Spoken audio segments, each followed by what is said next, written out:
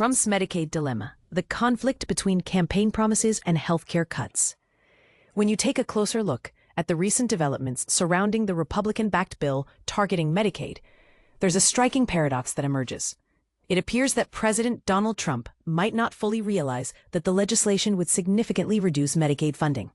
During a private discussion aimed at garnering support for the bill last Wednesday, Trump advised House Republicans to steer clear of tampering with Medicare, Social Security, and notably Medicaid if they aim to secure future electoral victories. This statement stands out because the very program he's discussing is actually the one facing the largest cuts in the proposed bill. Critics estimate that Medicaid's budget could face an 18% reduction, potentially leading to approximately 8 million individuals losing their Medicaid coverage. This situation isn't just a one-time oversight. Over the past few months, Trump has consistently reaffirmed his commitment to safeguarding Medicaid, expressing discomfort about Congress's efforts to diminish it. This disconnect places Vice President J.D. Vance, who has voiced strong intentions to steer the GOP towards greater appeal among lower-income voters, into a challenging position.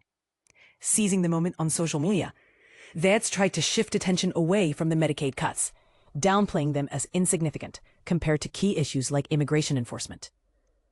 Despite the public narrative, many Republicans behind the scenes are well aware of what the bill entails.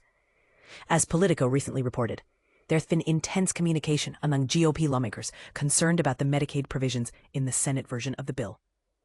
Accusations have surfaced that these Medicaid reductions are being misrepresented as efforts to limit waste, fraud, and abuse.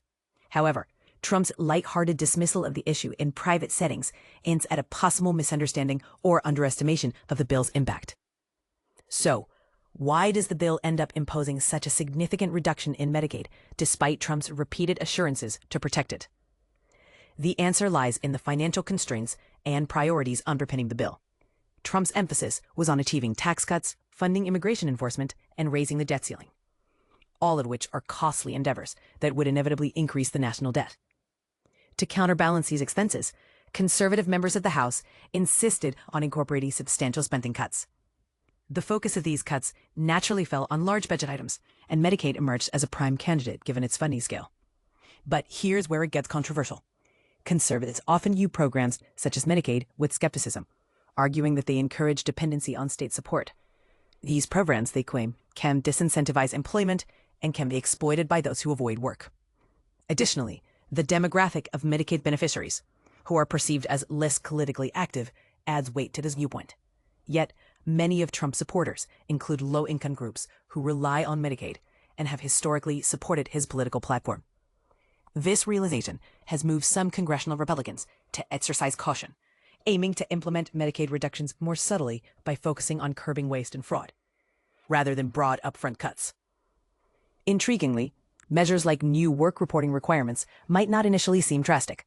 However, the practical implementation could create significant challenges, potentially resulting in many eligible individuals losing their coverage. At its core, despite the appearance of fiscal prudence, the bill's cuts could severely impact millions of Medicaid recipients and put immense pressure on rural healthcare facilities that rely on Medicaid payouts. Could these policies really align with the GOP's broader strategy of appealing to working-class voters, particularly those who benefit from such social programs? Share your thoughts in the comments. Do you believe this bipartisan effort may backfire in the polls, or is it a necessary step to rein in government spending?